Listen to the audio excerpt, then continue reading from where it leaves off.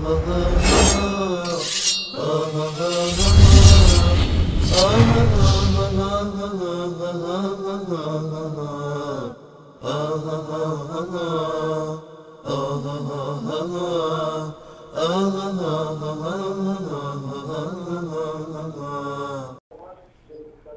سلام علیکم.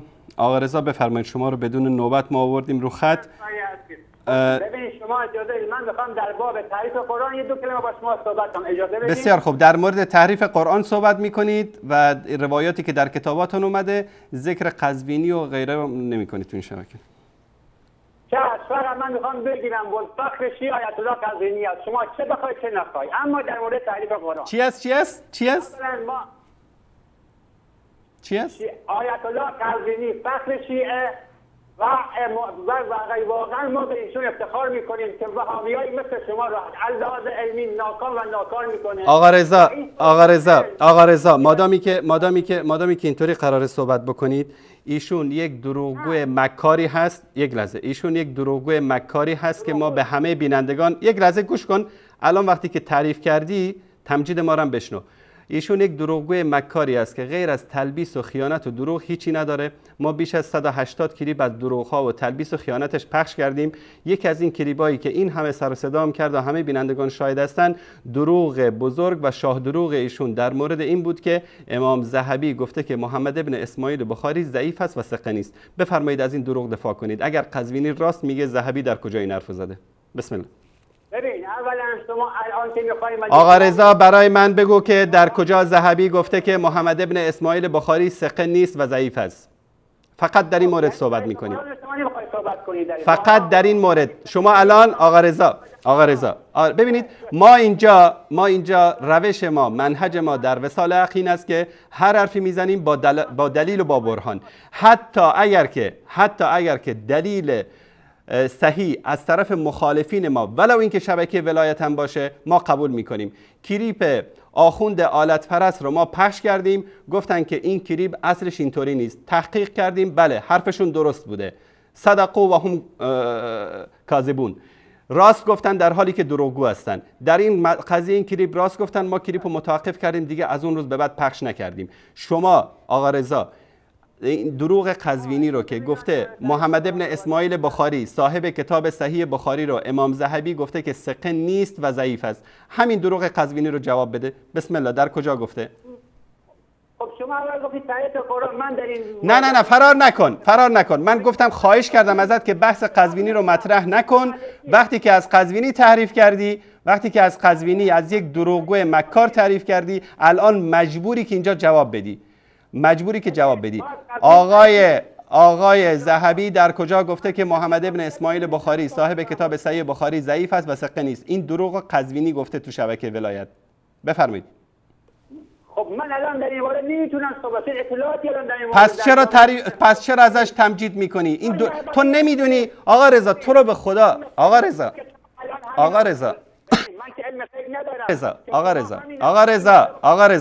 رضا شرم و حیا هم چیز خوبیه.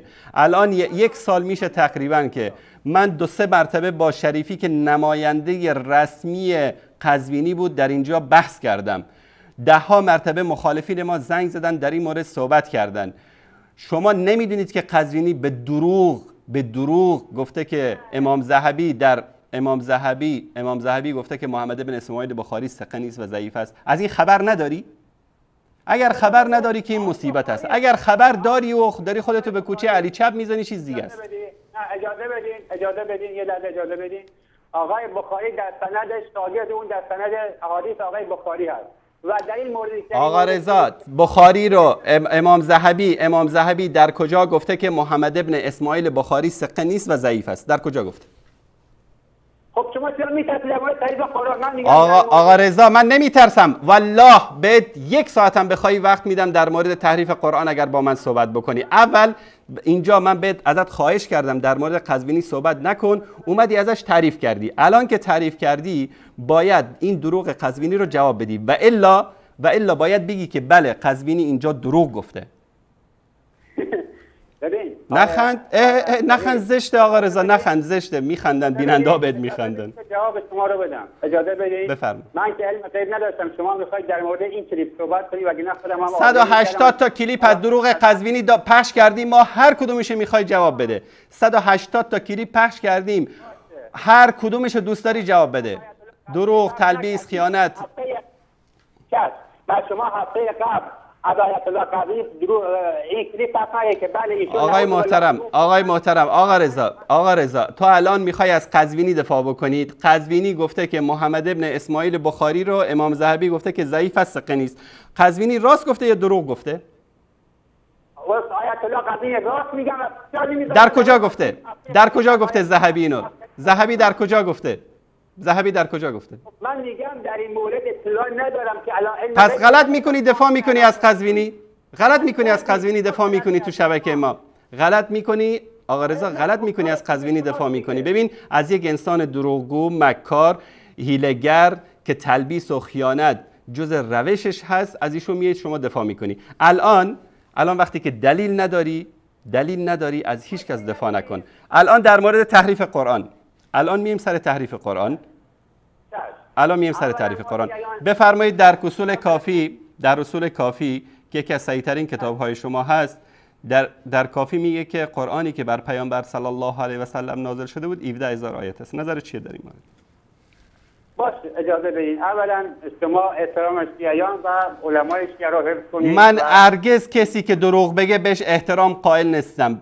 به اندازه یک لنگ کفش منم ارزش نداره. کسی که دروغ میبنده به امام ذهبی به اندازه لنگ کفش منم ارزش نداره. تو بیا سر تحریف قرآن آقا رضا صحبت بکن، خواهش میکنم. الان میخواد دوباره این بابو باز بکنی؟ تحریف قرآن. بفرمایید. اما در مورد تحریف قرآن، اما البته آقای ذهبی دشناسبی هستن و ایشون فضل مولا علیه السلام را بارها رد کرده بدون دلیل. اما در مورد تحریف قرآن اینم یک دروغ دیگه. آقا رضا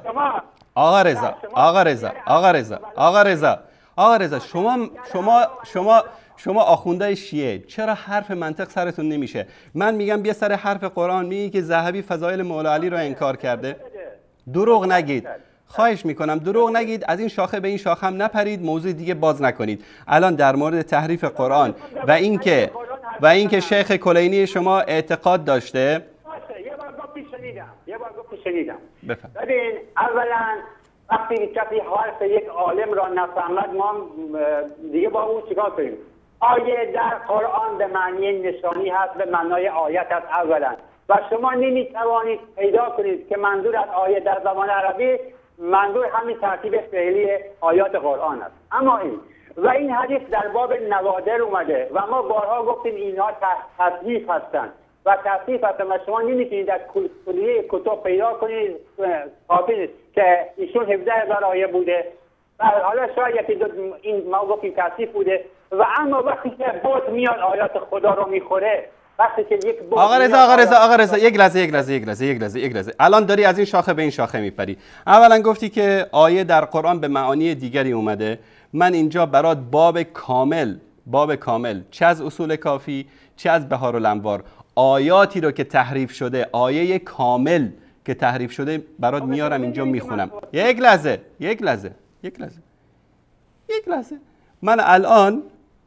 من آیاتی رو که در اینجا ادعا کردن که این آیات تحریف شده، من خدمت شما تک تک میخونم.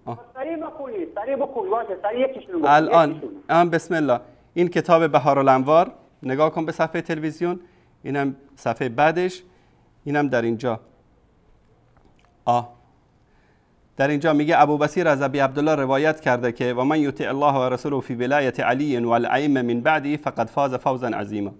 هکذا نزلت، این گونه نازل شده. فستعلمون من هو في ضلال مبين يا معشر المكذبين حيث آتاكم رسالة ربي في علي والأئمة من بعده هكذا نزلت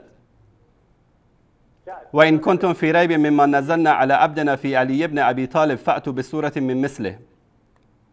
اجازه بده. خب باشه، یکی خوب گفتم یکی بخون کافیه. اجازه بده جواب بدم. اولا خود شما دارید که آیه من خود ما رو کار نداشته باشین. اینجا اول جواب من رو بده، بعد ما سر خودمون میریم. سر خودمون میریم. شما الان اینجا جواب بده. الان دروغ گفتی که آیه آقا رضا ببینید شما از قزوینی یاد گرفتی از این شاخه به این شاخه پریدن و دروغ گفتن رو. الان شما گفتی که آیه به معنی دیگری است. من آیاتی رو برات آوردم که این آیات رو میگه که هاکذا نزلت، این گونه نازل شده. چرا میخواید بیننده رو فریب بدید؟ خب شما هم دارید که مردم گفته. آقای محترم ما در مورد خودمون بارها صحبت کردیم و گفتیم که هر کسی میخواد باشه قائل به تحریف قرآن باشه کافر است، مرتد است، جاویدان در آتش دوزخ است، لعنت خدا و ملائکه و همه جن و انس بر او باد. تو هم میتونی همین حرفو بزنی؟ شما میتونی همین حرفو بزنی؟ آقای محترم همین روایتی که 17,000 آیت است در باب نوادر اومده علامه مجلسی غلط کرده که این روایت را تصحیح کرده. چرا تصحیح کرد این روایت رو؟ آقای رضا از این شاخه به این شاخه نپر. جواب من رو بده. قرآن 17,000 آیتی رو که شما میگی که در باب نوادر اومده، دروغ گفتی به جلوی همه این بیننده ها، گفتی که این آیه معنی دیگری داره و فلان. یک آیه برای من بیار، من 10 آیه برات آوردم آیاتی که میگن هاکذا نزلت. الان شما چرا به مردم دروغ میگی که آیه به معنی دیگری است و قرآن تحریف نشده؟ و این 17,000 آیتی هم در باب نوادر اومده، در حالی که همه شارحین کافی این روایت رو تصحیح کردن. مازندرانی تصحیح کرده، همین آقای مجلسی تصحیح کرده. میگه که اگر که ما بخوایم تحریف قرآن رو رد بکنیم باید امامت هم رد بکنیم، چون که به تواتر ثابت شده تحریف قرآن در نزد ما. آقای کلینی در نزد شما بزرگتر از عایشه که نیست. آقا رضا خواهش میکنم اگر یک مطلب در مورد صحابه و همسران پیامبر گفتی قطعت میکنم میندازم تو سطل آشغال. الان اینجا صحبت بکن در مورد روایت های تحریف قرآن که در مورد کتاب خودتون هست. از این روایت ها تمام شدیم، من بهت وقت میدم هر چی دوست داری بگو در مورد روایت های ما. خب چرا اولا این آیه که گفتی از این حرفت معذرت بخوا، چرا همین دروغی رو که عباسی تو شبکه ولایت گفت همین دروغ رو تکرار کردی؟ من اینو پاسخ داده بودم هفته گذشته، شاید شما بیننده برنامه من نبودی، که این گفته که نمیدونم آیه در قرآن در زبان عربی معانی مختلفی دارد، با فلسفه و با مزخرفات میخواستن مردم رو فریب بدن. شماها قائل به تحریف قرآن هستید، ابواب زدن در کتاباتون، هم در کافی هم در بهارالانوار، و قرآنی که بهش اعتقاد دارن علمای شیعه 17,000 آیت است و در دست امام زمان است. شما میگید که این حرف دروغ است. من از کتابای خودت ثابت کردم، در مرات العقول، در شرح کافی مازندرانی، حتی ثقة الاسلام محمد ابن یعقوب کلینی شما قائل به تحریف قرآن بوده، مفسرتون قمی قائل به تحریف قرآن بوده. شما چرا دروغ میگید به بیننده؟ شما چرا دروغ میگی و میگی عایشه آقا رضا حضرت ام المؤمنین عایشه صدیقه محبوبه رسول الله صلی الله علیه و آله و سلم رضی الله تعالی عنها، وقتی اسم همسر پیامبر رو میگیری اینطوری میگیری. اگر که ادب رو با همسر پیامبر مراعات نمیکنی، من با تو صحبت نمیکنم در این مورد. الان یک لحظه گوش بکن، من بابی رو از کافی برات نشون بدم. این باب فی نکت و نطف من التنزیل فی الولایه در صفحه 341 در کتاب کافی در کتاب الحجه. در این باب بیش از 192 روایت هست. همه این روایت ها میگه که و من یطع الله و رسوله فی ولایت علی و ولایت العیم من بعده فقد فاز فوزا عظیما هاکذا نزلت. قطع کردی رفتی. باب کامل کلینی زده و این آخوند رافضی میخواد از قزوینی و شبکه ولایت دفاع بکنه و یه دروغ میگه آیه نمیدونم معنی دیگری داره و فلان داره در زبان عربی. خجالت بکشید. تا کی میخواهید مردم رو فریب بدید؟ گذشتون دورانی که شبکه دست شما بود و ماهوارا دست شما بود و رادیو تلویزیون دست شما بود. چهره کثیف شما آخوندا رو ما تو این شبکه‌ها افشا کردیم. همه دیگه با اعتقادات شما آشنا هستن. نه به قرآن اعتقاد دارید، نه به خدا اعتقاد دارید، نه به پیامبر اعتقاد دارید، نه به ائمه اهل بیت اعتقاد دارید. به هیچ کدوم شما اعتقاد ندارید. کلینی باب کاملی زده در کتاب الحجه که ثابت بکنه که قرآن تحریف شده. حتی بعضی جا اومده قسم خورده. من بعضی از نمونه‌هاشو خدمتتون نشون میدم یک لحظه. وقتی که نتونن جواب بدن قطع میکنن میرن. این روایت 23 در این باب هست، کتاب الحجه اصول کافی جلد اول، از ابی عبدالله امام جعفر صادق.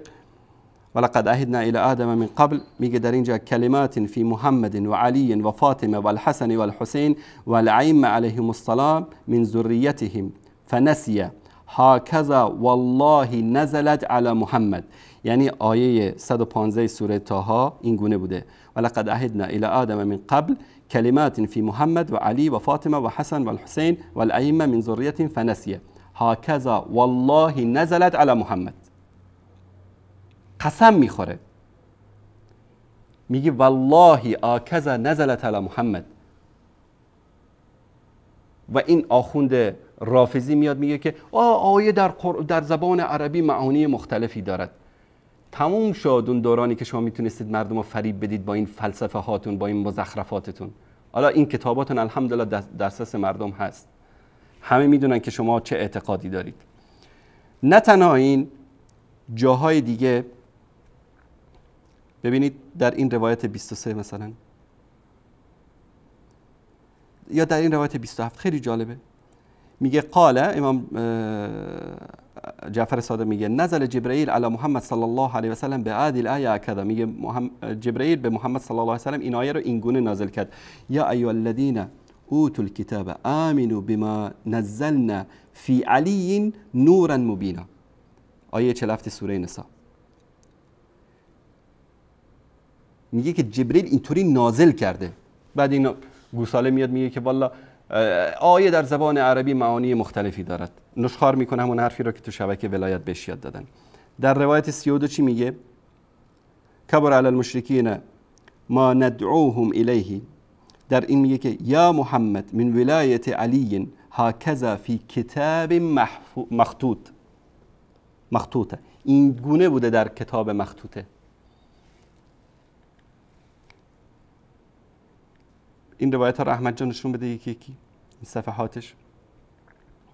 همه اینها هکذا انزلت.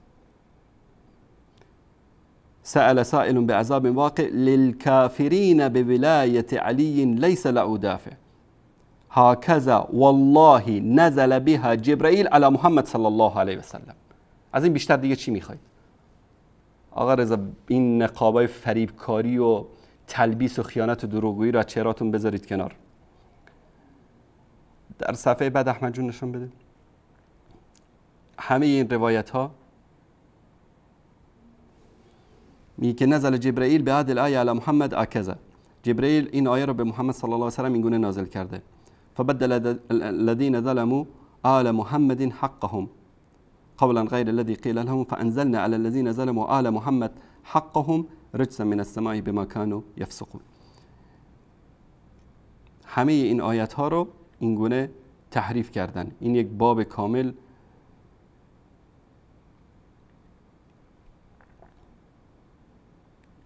کاملی است در مورد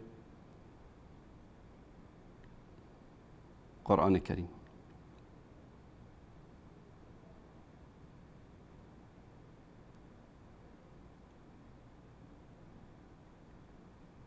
همه این روایت ها اینجا یک آیاتی رو میاره،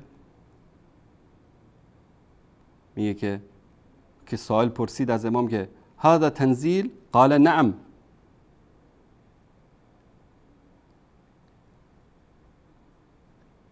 قلت ان هذا تنزیل، این گونه نازل شده؟ گفت نعم این گونه نازل شده. باب کاملی است که تقریبا 92 تا روایت داره در این باب که کلاً اثبات تحریف قرآن است از کتاب‌های خودشون.